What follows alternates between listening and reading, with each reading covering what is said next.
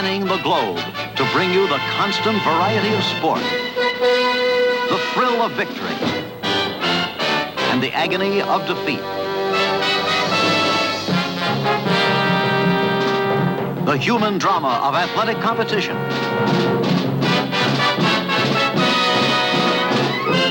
This is ABC's Wide World of Sports.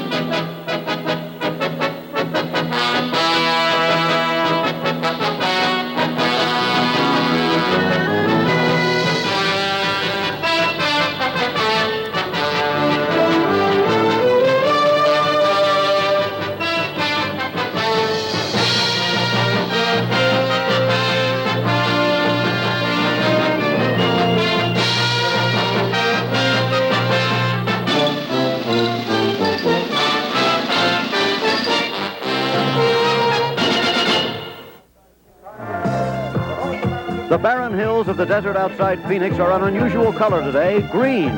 One veteran racegoer says he's come here for 30 years and has never seen them that color before.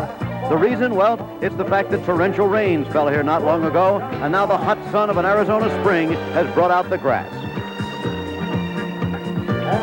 We're at Phoenix International Raceway for one of the rituals of an American sporting spring, the 1978 debut of the Indy cars and drivers in the Phoenix 150. We're coming to you live on an overcast but very warm day. There are the cars on the starting grid with the green hills behind, and I'm Jim McKay speaking to you from our ABC commentary position high atop the grandstand here. This then is a day of beginnings. For us, it's really the beginning of our springtime sports coverage season.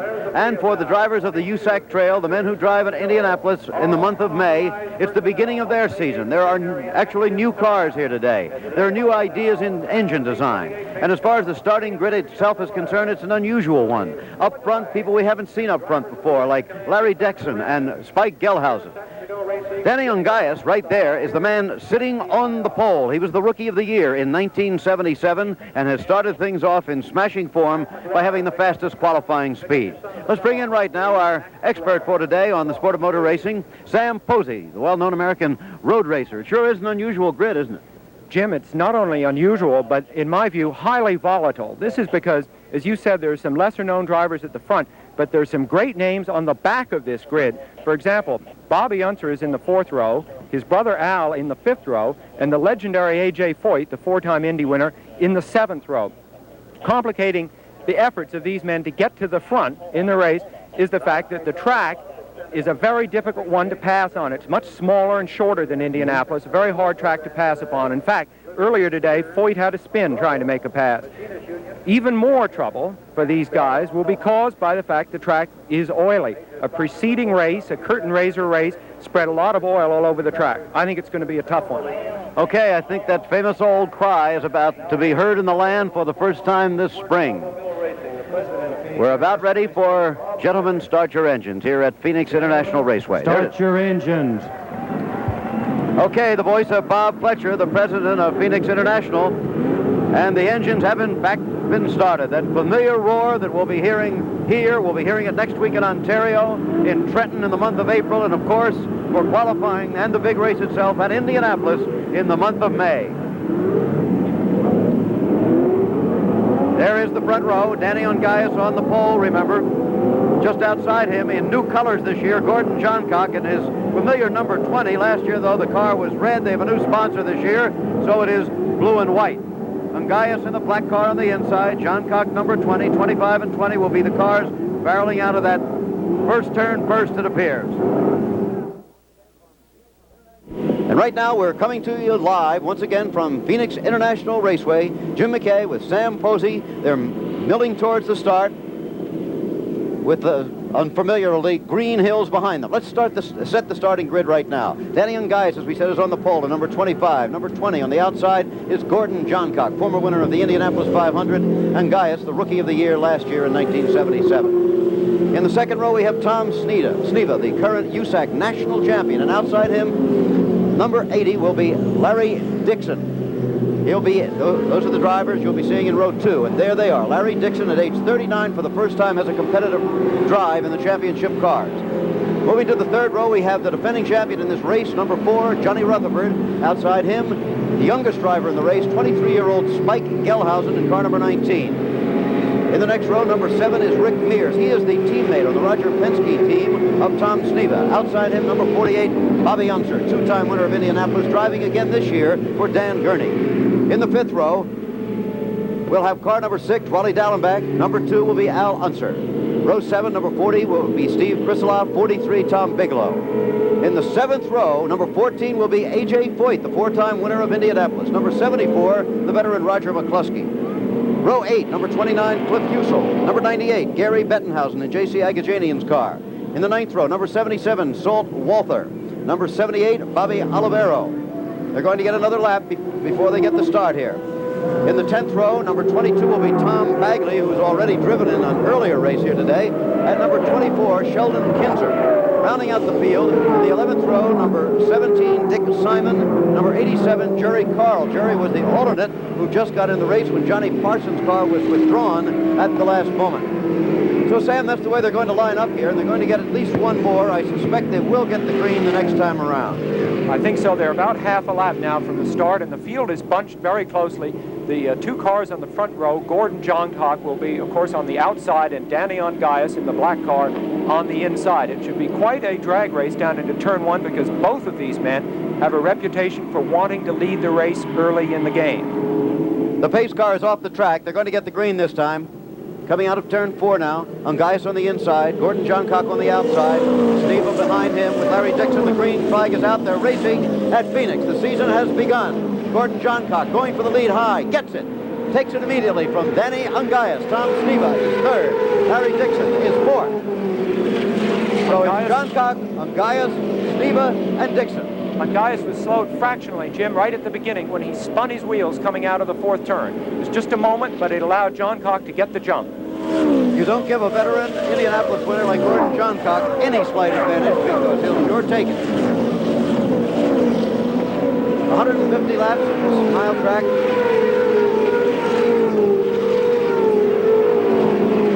Johncock looking just fine. Poise, Ungaius staying right with him. Dixon might be dropping back just a little bit. Yes, he is. Larry Dixon dropping back, and into the pits comes car number 22, Tom Bagley. So we have the first car into the pits for today. The speeds here in qualifying, interestingly, Sam, were not as high as they've been in the past. Jim, I think this is in part because there are a lot of new car and driver combinations, a lot new team combinations. That's Tom Bagley in the pits. Bagley ran earlier in the Super V race. Didn't do very well there either. He was out in the 2nd lap there. So it's still Gordon Johncock, a little more closely pursued perhaps now by Danny Ungaius. Then a bit of a gap back to Tom Sneva. We've got a spin in turn 4. It's Bobby Olivero. Bobby Olivero between turns 3 and 4.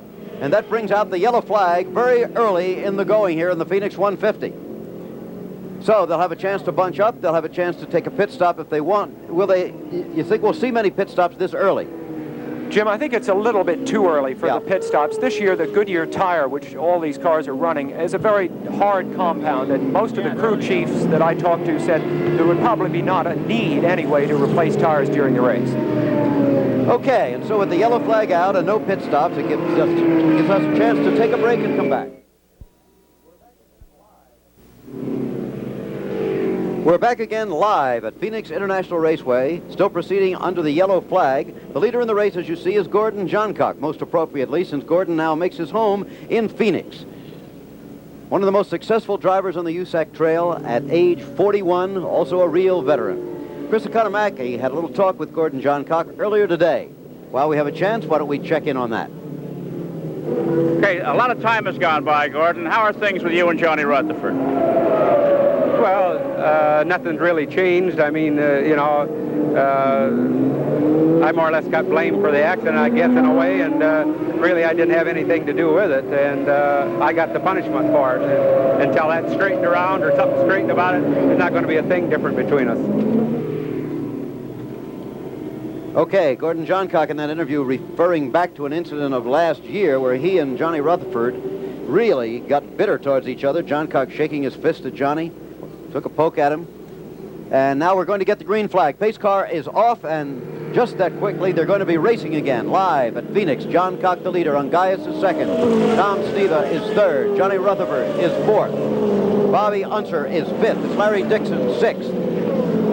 And Rick Mears, the teammate of Sneva, is seventh. Then we have Al Unser and A.J. Foyt. Those are the first 8 cars for you. And the battle for the lead, and we have a battle going on for third place. Johnny Rutherford passing Tom Sneva. Rutherford moving very quickly now, moving up on Danny Ungias. The leader, Johncock, and then there you see Ungias followed by Rutherford.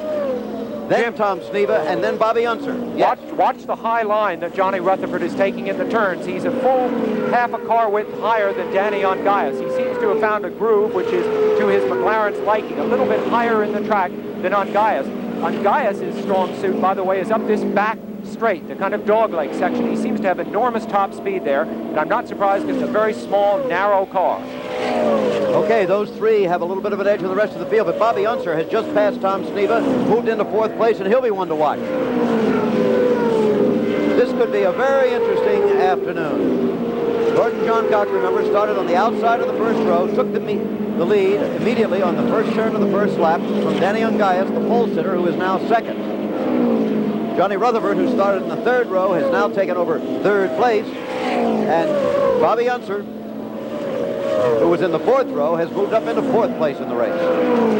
Ungias has begun to experiment with a little lower line there, Jim. Now here's the top speed that he shows. Watch him closing on Johncock right in there. That may not look like that much, but that represents another 5 or 6 miles an hour, which could be a crucial factor when they come to lap slower cars. It may enable Ungias to get by cars that Johncock can't.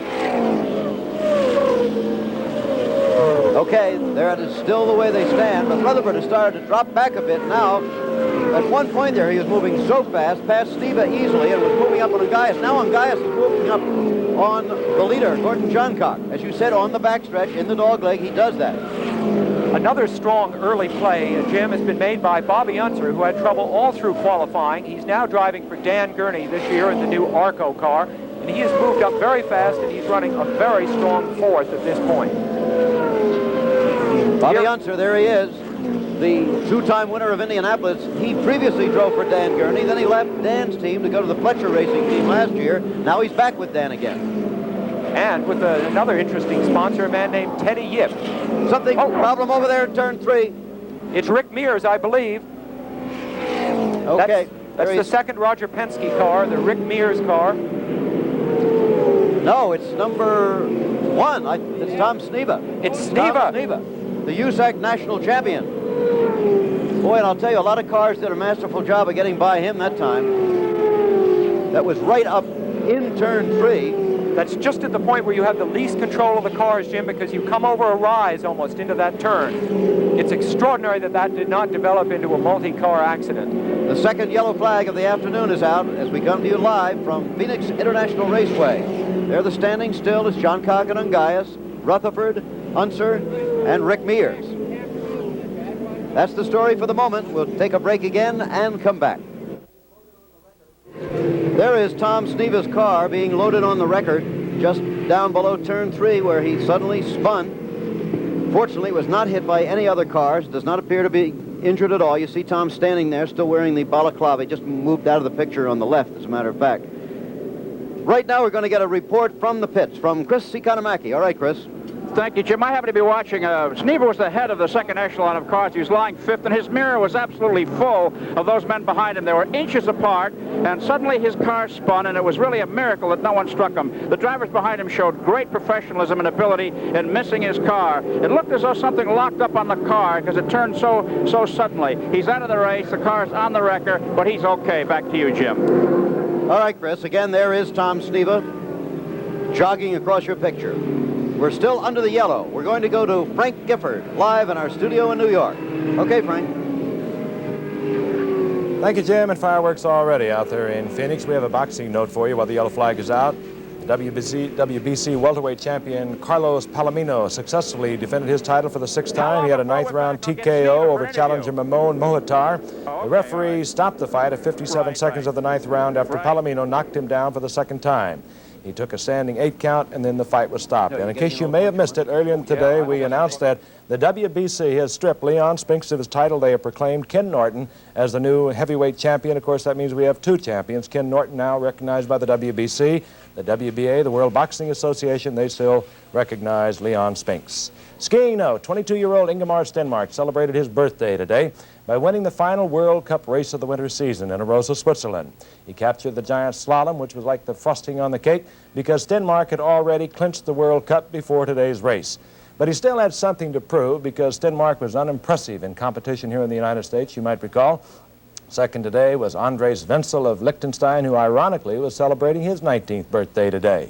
Stenmark blamed his poor showings here in the United States on fatigue.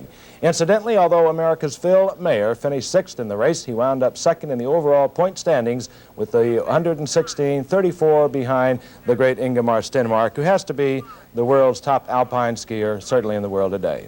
Okay, let's go back out to Phoenix. Jim McKay. Here at Phoenix International Raceway, they're still under the yellow flag. The only car to come in under the yellow for a pit stop, by the way, was A.J. Foyt for a very quick stop. We couldn't tell exactly what he did. But this early in the race, there are only 18 laps gone by. Nobody is taking advantage of it as they normally would to take on fuel or to change tires. We'll be right back at Phoenix for more racing. We're back again live at Phoenix International Raceway, the first USAC race of the year, and the leader is still Gordon Johncock. They just got the green flag 1 lap ago. It's Johncock, then Danny Ongaias, and now Johnny Rutherford moving very much into the picture again. Bobby Unser is still 4th. Bobby Unser in 4th place. But those three have a bit of a gap over the rest of the field. Bobby Unser in 4th and Rick Mears in 5th. Larry Dickson in 6th have their own little group of 3. So we really have 2 groups of 3s, and then the rest of the field another couple of 100 yards back. It's this leading group that's very interesting to me, Jim, because there's a rule in USAC now which limits the amount of fuel that you can use during the race. And the fuel going into the engine affects the power that the engine has. And this whole business is controlled by the driver in the car. It's my guess that the front 3 guys, especially the front 2 guys, Johncock and Ongaias, have turned their boost way up. I would suspect they're using fuel at a prodigious rate at this point. They're very, very hard accelerating off the turn. Ongaias still showing that superiority in the backstretch, but that backstretch simply isn't long enough, it appears, for him to get past Johncock. This is true, but as I said, when they get into a situation where they're lapping slower traffic, it might give Ongaias a pass that Johncock will not get. That could be crucial a little bit later on. Still those 3 cars with a lead over the field. Gordon Johncock is the leader. Danny Ongaias 2nd, Johnny Rutherford 3rd. Then the next group of 3, Bobby Unser, Rick Mears, and Larry Dickson. Report from the pits from Chris. Run back here on the wrecker. The right rear tire punctured, which caused the spin. A slight tire flare. The crew has changed the wheel. He's getting back in the car, and he's going to rejoin the competition. The hallmark of a real champion, the man who carries number 1. Back to you, Jim. Oh, we sure didn't expect to see that car back in the race today. Interesting development from the Penske pits. It was impressive to see Sneva jogging across the infield, so he had a run of about a mile to get back to the pits, but here is a driver in excellent physical condition, and it does not seem to have affected him at all. It always pays to be in shape, right? You never know what's going to come up. Okay, now passing a slower car is the leader, Gordon Johncock, and now Ongaias gets by him, and then Johnny Rutherford moving up. There's been absolutely no change in the lead of Johncock over Ongaias in a good many laps now.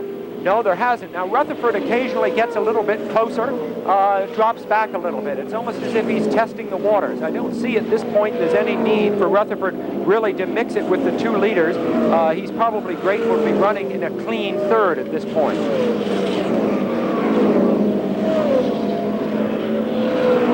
Okay, but it's still Johncock out in front at age 41, just as competitive as ever.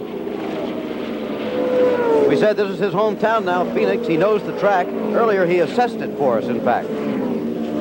What about the Phoenix racetrack? Now, this is your home track these days. It's been resurfaced. Everybody says it's a driver's track and it's a difficult track. Why is it difficult, Gord? Well, Chris, I think you find any racetrack that's short, the shorter the racetrack, the tougher it is. You're running close together and you're running hard.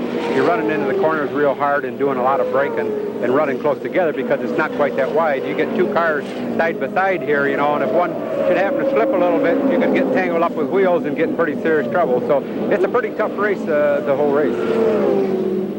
Okay, the assessment of the current leader of the race, of the racetrack itself. And Jim, he is facing the very situation of which he just spoke in the interview, wheel to wheel with slower cars. You see him shooting by one and now two back markers on that back straight, and Danny Ungaius is bottled in behind him. Gordon Johncock now is gaining ground. No question of that. Ungaius is really blocked out, enabling also Rutherford to move directly behind him. Johncock moving past those other cars with no problem at all, and there is the skill of a veteran champion, perhaps, as opposed to a rookie of the year.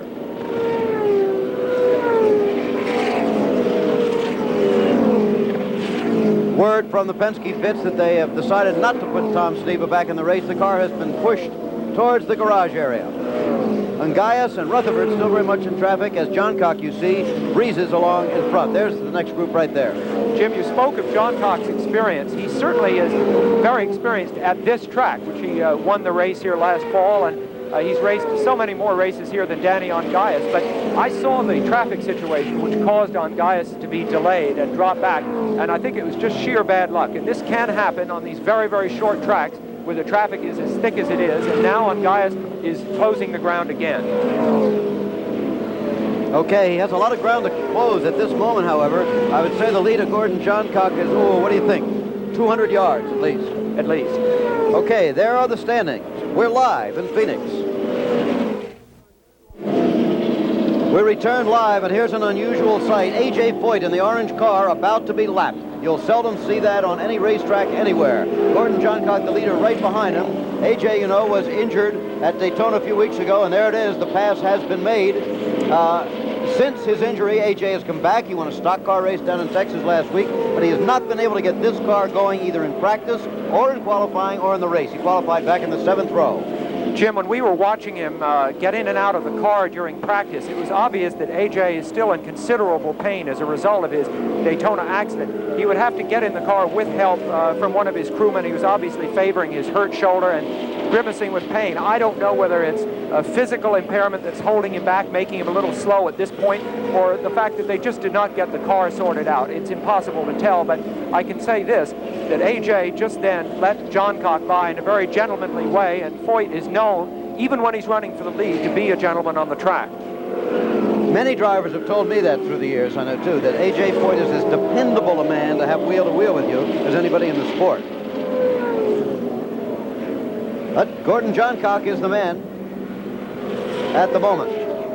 I talked with A.J. Foyt before the race today about his accident and other things.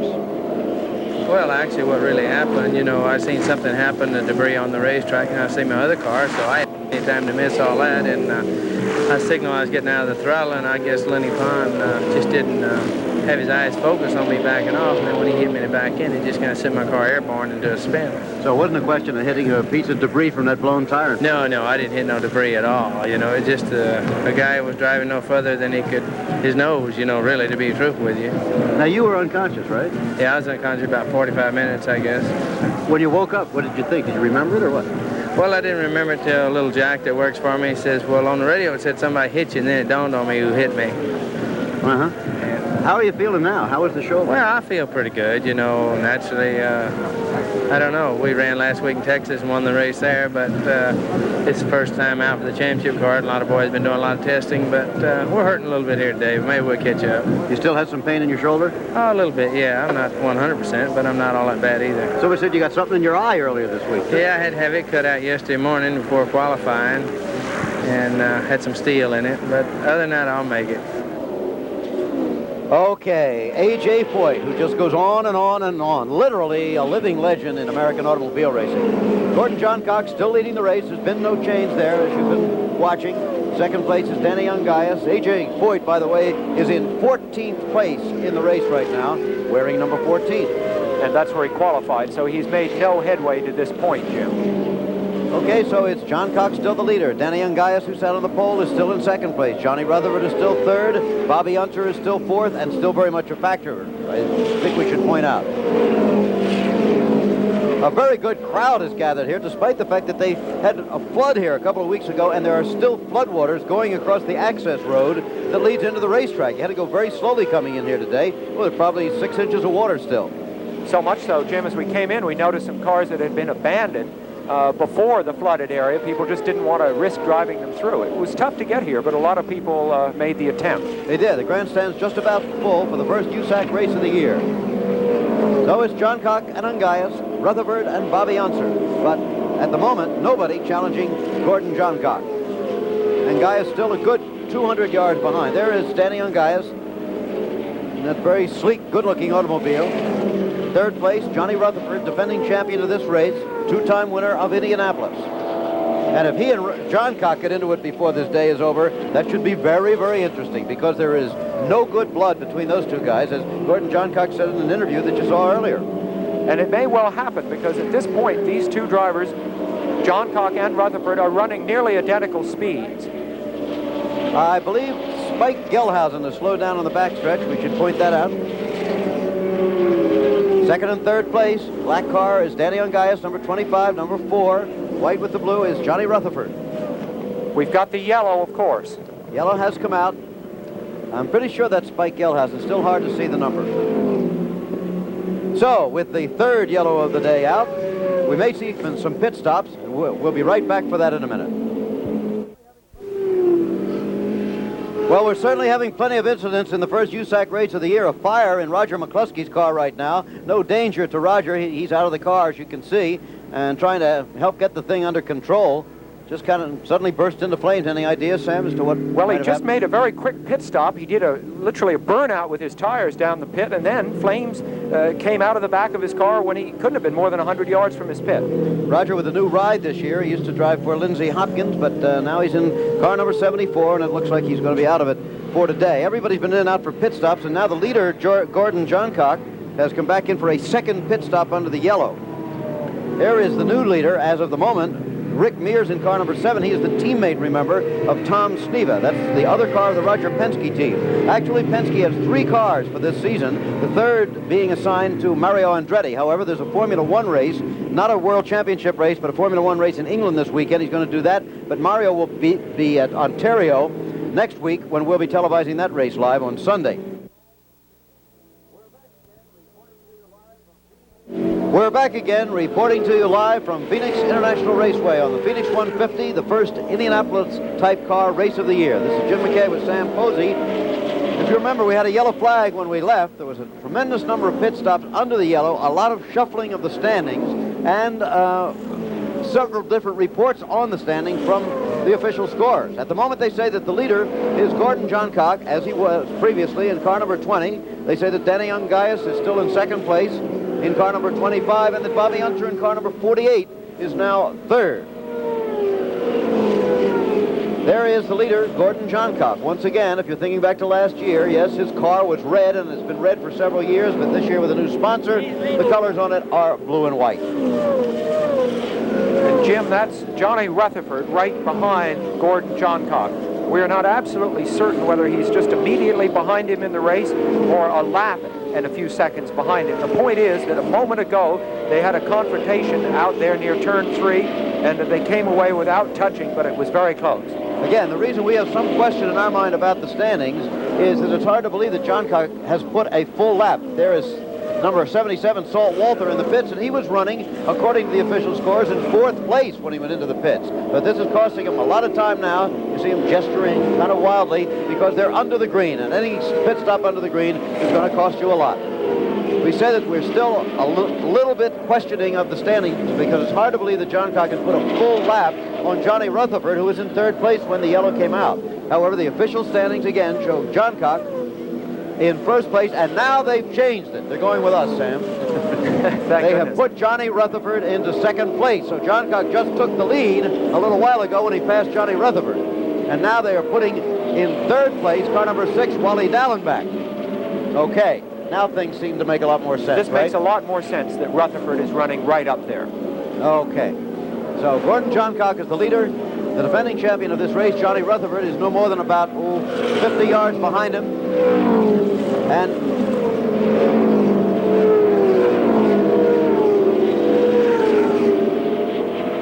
here are the standings as we have them at this moment. Johncock, Rutherford, DALLENBACH, Ungaius, and Dick Simon in number 17. Now there's a surprise.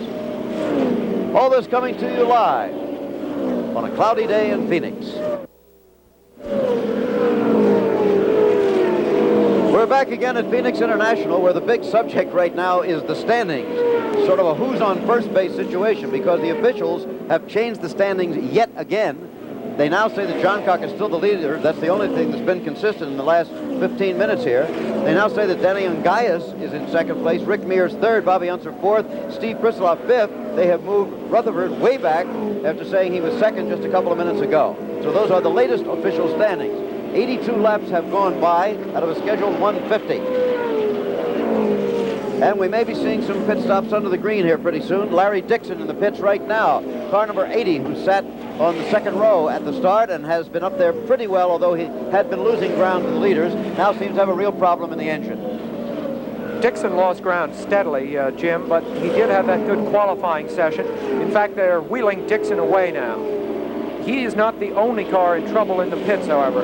Bobby Unser, just down the pits from him, is now in the pit and has been there about 20-25 seconds. Together with a pit stop he made about 10 minutes ago, Bobby Unser, in effect, is out of the running.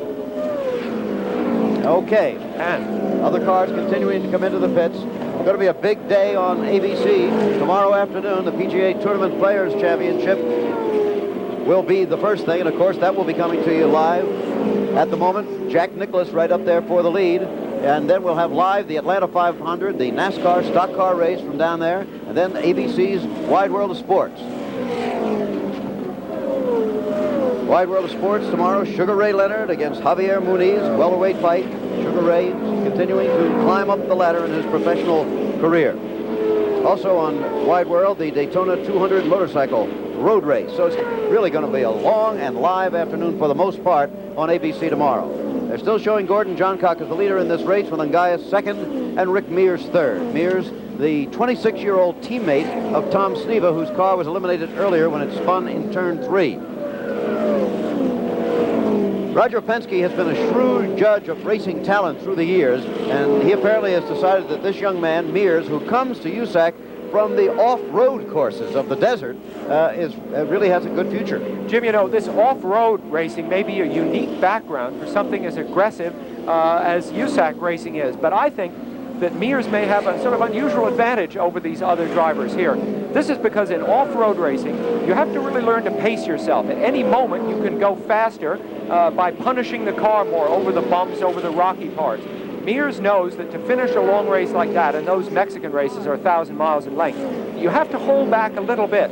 As a result, I think, as young as he is, he has exceptional maturity. And I suspect that it's that Roger Penske, who's always been an amazingly shrewd judge of talent, I think that may be what attracted him to Mears. Mears, very young, he's very able, and he's very calm in the car. I think he's a real comer. Okay, and obviously Danny Ungaius in car number 25 is not only a comer but has a ride as the Rookie of the Year last year, won a USAC race, and he talked to us a little bit earlier. Danny, last year you won a race. The only newcomer to win in championship competition.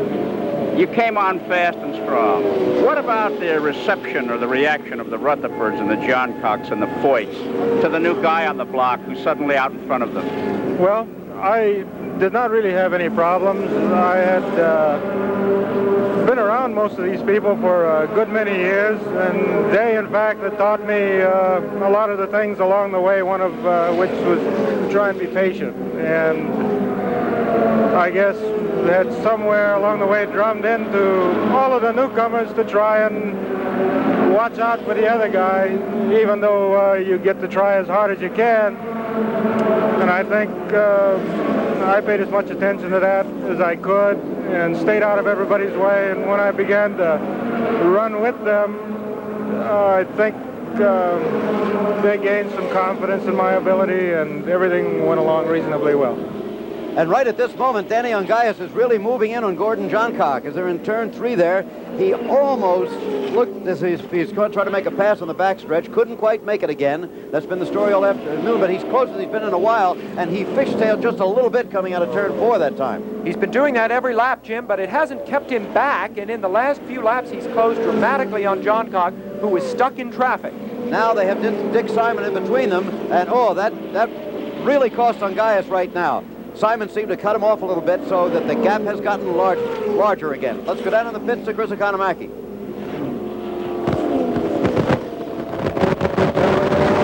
Sounds like we have a little audio problem down in the pits, but it's still Johncock there, going into turn 1. Ungaius in second place has now gotten past Dick Simon and can give pursuit again. And on the backstretch there is where he really moves and gains on Johncock. Yes, this is a phase of the race where Ungaius is definitely the fastest car on the track. As he comes out of this last turn here, watch the car wiggle a little bit. It wasn't so bad that lap, but on the majority of the laps, Ungaius has had a little trouble controlling his car off that last turn. If the track were to become oilier, I think it would work against him. But as the track seems to be in pretty good shape right now, some of the early oiliness having receded a bit, Ungaius, I would say, is in excellent shape. You see him there running just behind Gordon Johncock. A very exciting race at this point. Okay, in a moment when they cross the start-finish line, 95 miles right now have gone by. There are 55 miles left in the race. Let's see if we can pick up Chris in the pits again. Are you there, Chris? Yeah, I'm here. Okay, Bobby Unser here with me. Well, this is obviously the trouble, Bobby. What is it? Well, that's the fueling deal that goes in the side of the tank and fuels it. It goes in all right into the car, Chris, but it just won't take fuel. So there's something in the car, a valve apparently, where this connects in that just won't let it open up. So we came in and tried to take fuel four or five times, and Curtis said we just had to cancel because it just won't take one drop. What's something like that cost? Oh, I hate to think, but well, I don't know what that cost. You can ask Dan. What's that cost? That cost too much Dan Gurney, I didn't know that was you standing there, Dan. On tough break, but anyway, better luck next trip. Oh, thank you, Chris. Okay, Dan Gurney, a great, the owner of Bobby Unser's car. Let's get Gil back. But just part of my bad luck streak, I guess. Back to you, Jim. Okay, Dan Gurney, of course, a former great race driver himself in Formula One and at Indianapolis, the team leader of Bobby Unser this year, the actual sponsor of the car, very interesting, and a colorful man from Hong Kong named Teddy Yip. So there's actually some Chinese lettering on the race car of Bobby Unser. At any rate, the battle for the lead is Gordon Johncock and Danny Ungaius, and a battle it has become. Yes, that was the first bid just then by Ungaius to take the lead. You saw him cut to the inside of the track. Johncock, of course, did not chop him off. He had a perfect right to move in from where he did. Ungaius just wants to make Johncock know he's back there behind him. Look at that extra cornering speed that Ungaius has over Johncock in that last turn. Oh, it's very close. They're wheel to wheel now. Ungaius taking the lead as they go into turn 1. A beautiful pass by the Rookie of the Year of 1977, Danny Ungaius. That was superb, and look at how close they are. Wow, Ungaius appears to have parked up the back straight there. That is hard to understand. There is Johncock getting the lead again from Danny Ungaius. What were you saying? Well, I said Ungaius seemed suddenly to slow on the back stretch. Oh, yeah. And my theory was that, wow, there it is. They are side by side. Trying to take him on the inside. Unbelievable. Look at that. Oh. This is sensational racing, and remember, these are open-wheel race cars. If they touch wheels, you can forget about it. This is not like a stock car where they might bang each other and get away with it. And these are not two stable old gentlemen either. These are two exceedingly hot-blooded racing drivers. 100 miles down, 50 miles to go.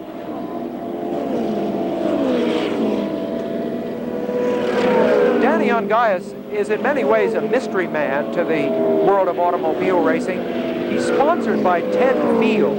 And Danny, you see him here, is a Hawaiian. He comes from the island of Maui. He surfaced first in the mainland as a drag racer. He became one of the top drag racers in the United States and then disappeared mysteriously while he tried to begin his road racing career. Jim, it took him about 3 or 4 years to get started. He put a lot of his own money into it. It took him a while, and suddenly the lucky break with Ted Fields. Fields, a very young man, willing to spend money on racing, has provided for Danny Ungaius a superb organization called the Interscope Racing Team, and an excellent car, which is a derivative. It is a Parnelli car. Parnelli Jones, of course, originally behind that type of car, is now not active in championship racing, although he may be back in it. Ungaius has an excellent car and an excellent organization behind him. Okay, a car has slowed on the backstretch. It is not one of the leaders. We'll take a break and come back. There are the standings. 106 miles have gone by. There are 44 miles left to go in the Phoenix 150. Danny Ungaius, originally from Hawaii, now registering out of Costa Mesa, California, is the leader in the race ahead of the veteran Indianapolis winner, Gordon Johncock. There is Ungaius. In a sense, you might say he's the second great race driver out of Hawaii, because the late Peter Refson started his career out there driving a Morgan. In the pits, Wally Dallenbach. A report is that he ran out of fuel. However, he didn't stop earlier under the yellow, did he? Correct, Jim, and apparently he suffered from it. Most of the other cars are probably not in imminent danger of running out of fuel, as Wally did, because on the yellows they all pulled in. Wally profited considerably from not stopping earlier and had been running as high as 4th. That's a new car and a new team for Wally Dallenbach. It's a McLaren with a Cosworth engine. He left the very successful Pat Patrick team with George Bignotti as chief mechanic, and Gordon Johncock is the other driver, simply because he really wasn't having any luck. It wasn't that he wasn't driving well or they weren't doing their best for him. It just was not clicking. So he's made this move, and he seems to have had a little more trouble today, to be quite honest. And now Rick Mears has come in and made a pit stop under the green. He had been running as high as 3rd, but that's going to cost him a lot of places. A very fast pit stop, though, by the Penske crew, which is, of course, legendary for its quick pit work. Danny Ungaius stretching out his lead over Johncock now, which he has not been able to do at all before in this race today. He was running second most of the afternoon to Johncock, and we've got a car stopped at the head of the stretch. Car number 43, Tom Bigelow, spun coming out of turn 4, and there he is. You see that's brought out the yellow flag one more time. I believe that's the 4th yellow of the day. At least, Jim. Yeah. Bigelow obviously unhurt, but the rear wing at a bad angle. What this is going to do, among other things, is going to allow Gordon Johncock probably to close up on the leader, Danny Ungaius, but now Johncock has come into the pits. We'll have to see if Ungaius does that also. They're changing Johncock's tires, which may be an important story, as he's getting fresh rubber on the outside now. That could make him faster. There is a look at Tom Bigelow's car number 43. They're going to have to move that car, which will be a little difficult with all these race cars coming by inside of it. An incredible brush in the pits just then between Ungaius and Johncock. While this Bigelow incident is being cleared up, the pits are a real beehive. And everybody is Ungaius proceeding slower. There's the leader, Danny Ungaius. It always looks sort of calm during these yellows, but in fact it's quite nerve-wracking. Okay, well, while they get that car off the course, we'll take another break. The yellow flag is still out at Phoenix International Raceway with 37 laps left in the first U.S. Auto Club race of the year, the Phoenix 150. The leader in the race is Danny Ungaius, 35-year-old race driver, originally from Hawaii, now out of California. In second place is the former winner of the Indianapolis 500, Gordon Johncock. And in third place, and now very close behind Gordon Johncock, is number 40, his teammate, Steve Krisloff. Now, you remember Wally Dallenbach used to drive that car, number 40, last year, but he has moved to another team. Here's the final NCAA basketball score just about to come in. You may have heard that Kentucky beat Michigan State. Now here we have Arkansas winning over Fullerton State of California, 61-53. So on they go. There is Steve Krisloff in car number 40. Steve came on quite quickly as a young driver, had a couple of good rides, but then he went down for a couple of years. And this is a big break for him to be back on one of the top teams. It is. Actually, he's rejoining the Pat Patrick team, with which he had his big break earlier. He was at that time not particularly experienced. They had the chance to get Wally Dallenbach, and they went with it. Here are some of the upcoming U.S. Auto Club races. March 26th, as you see, the California 200, and that will be live on most of these ABC stations from Ontario, California, on Easter Sunday, a week from tomorrow. April 15th, the Texas 200. April 23rd, the Trenton 200, and once again we'll be carrying that race live as we try to tell you the whole story leading toward the month of May, toward qualifications at Indianapolis, and the great 500-mile race on Memorial Day weekend itself. Tomorrow we have the Atlanta 500 for you as we cover the NASCAR year. 4 o'clock Eastern time tomorrow, live from Atlanta. It looks like we're going to get the green flag. We have just 35 laps left in the race. And they're showing JOHNCOCK as the leader on the scoreboard. Is he physically ahead now of Ungias? I don't think so. Yes, he is physically ahead of Ungias. Yeah. Okay, JOHNCOCK in the lead. Ungias and Krisilov dueling for second. Not too far behind him right now. The extraordinary thing is that during that yellow, right on the last lap of it, Ungias made a lightning fast pit stop, went through the pit road and back onto the track faster than the people that were going around the track under the yellow, and resumed his position without losing any ground, in spite of the fact he has made a pit stop in the last minute. Well, he has established himself in second place again ahead of Steve Krisilov, but Krisilov is still a factor. The leader, though, Gordon JOHNCOCK, is in traffic. Ungias was in traffic, has gotten past his car, and now can chase Gordon, who has 2 cars to get past. You know, Ungias, I think I gave a little too calm a sort of description of him earlier, a little too librarian-like, really. This guy's one of the most exciting racing drivers in the world at this time. He is promising, he's got the world in front of him, but he's about 34, 35 years old, so he's got to make it happen now. His backer is giving him a ride in the Camel GT IMSA series and also in Formula One, so he's got cars all over the place, and he is a guy that stands on the gas. He's been nicknamed Danny on Gas, and he's a guy who really knows what opportunism means. He's really standing on the gas right now. He has closed that gap considerably on Gordon JOHNCOCK. JOHNCOCK trying to get by Al Unser right now, and may or may not do it. No, oh, he went down real low there. You saw his car wiggle, almost got into the dirt down there. That is a tricky turn, Jim. It's so steeply banked there that it's possible briefly in the turn for 2 cars to run side by side. And there's Ungias closing in on JOHNCOCK. The black car, remember, number 25, is Danny Ungias. Very close to Gordon JOHNCOCK. They're going to be wheel-to-wheel again very soon, the way it looks. Al Unser, the car they passed, is a lap down, remember, in his car number 2. Steve Krisilov in car number 40 is in 3rd place, but he has dropped back. Once again, it's the 2-car battle that has been since the first turn of the first lap. And once again, too, Jim, the situation hasn't really changed in terms of the performance of the 2 cars.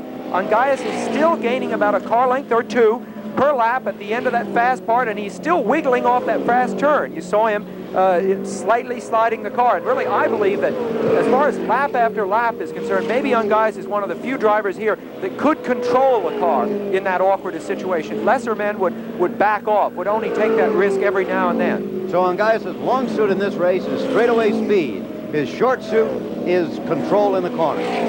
Well, his car's short suit is, let's put it that way, but his own strong suit is his ability to control these really beast-like cars. I mean, these things are pumping out 700 horsepower. They're hitting speeds of 180 right up here in this dog leg as you see them there. And they are very, very hard cars to control. He suddenly lost maybe 50 yards to JOHNCOCK. I don't know whether he might have a problem or not, but he was right behind him, and now on the last lap he has lost a good 50 yards. He certainly has. JOHNCOCK there in traffic, although he seems to be breaking clear.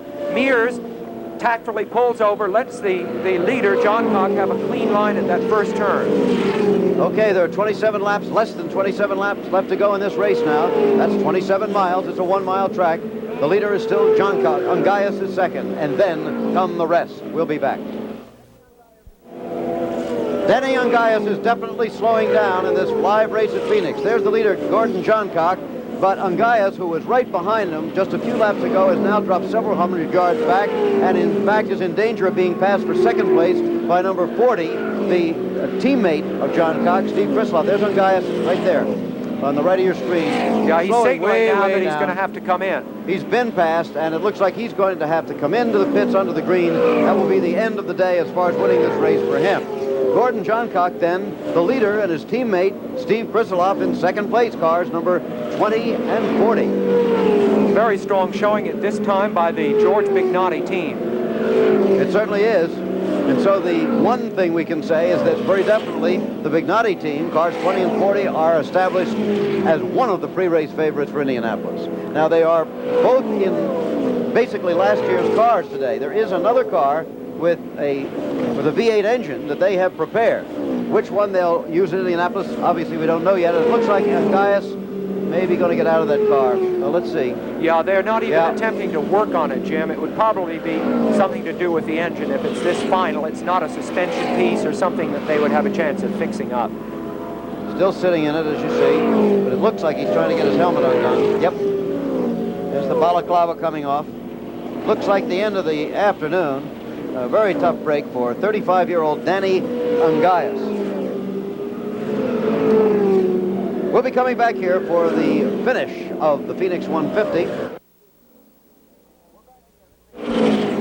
We're back again at Phoenix. Weren't away very long that time. Jim McKay here with Sam Posey, and there's the leader, as he has been virtually all day long, except when he was passed briefly by Danny Ungaius, Gordon Johncock in car number 20. We now have just 17 laps left in this racing afternoon. He is first, his teammate Steve Kristeloff is still second, and guess who suddenly is third?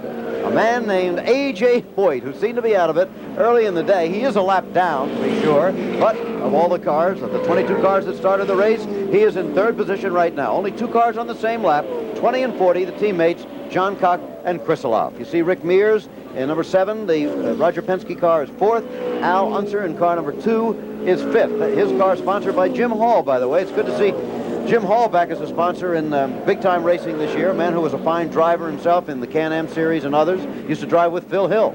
Absolutely, and he brings with him another famous name to racing, although not so famous in USAC, which is the Lola name. The Lola car that Al Unser is running is having its debut now at this race, but I think that as the season goes on, this combination of Jim Hall, the Lola, and Al Unser will be coming to the fore. Another item about A.J. Foyt. The resurgence of Foyt in this race makes a good point about USAC and the kind of racing that we're watching. All these pit stops allow the teams to adjust the cars, Jim. So Foyt, who's one of the shrewdest men in the business, as you know, has been adjusting his cars steadily. He's had 4 or 5 times that he's been in the pits, minute adjustments each time, and during the last part of the race, Foyt has been running as fast as anybody on the track. Okay, there are now less than 14 laps of racing left. We'll be back for the finish. We're nearing the finish of the Phoenix 150. 10 laps to go now, but don't leave us. Even though Gordon Johncock has a big lead, there is one more element that could come into play in this race. It's the element of fuel. There's the second place car of Gordon's teammate, Steve Kristeloff, in car number 40. I mentioned fuel. There is that A.J. Foyt's been running in third, but I don't believe that's his car there now. We're going to take a look at him. However, there is the lead car, once again, of Gordon Johncock. The reason I mentioned fuel is this. They are allowed only a total of 87 gallons of fuel. And now Al Unser, that car we saw going down low, has also slowed. Now, Wally DALLENBACH used up all the fuel that he had in his pits. It may be that Al Unser has now done the same. This means that certainly at least the possibility exists that the team, the Patrick team, running 1-2 at the moment, could have problems. I can remember them having problems not once, but a number of times in the past. I believe it was at Pocono in a 500-mile race one year. And at Trenton, Gordon ran out on the last lap, and A.J. went on to win the race. Yes, and also at Trenton last year, or 2 years ago. And right here at this race last fall, Gordon Johncock won it and then ran out of gas on the victory lap. So that's how close these guys shave it. But of course, an experienced team like Bignotti, now in a commanding position in the race, Johncock has doubtless cut his boost back. He's cruising. He's going about 1.5 seconds a lap slower than he was earlier in the race. By contrast, Jim Hall's group, new to USAC, may very well have suffered a running out of gas with Al Unser's car. There's Al Unser right there. He couldn't make it to the pits. Down there in the 4th turn. He is shy of the pits by about 150 yards. His crew is running down to him, but of course, this completely takes him out of the running. Danny Ungaius, remember, had to retire from the race after battling for the lead all afternoon, and Danny took off very quickly. We would have liked to have had a word with him, but weren't able to.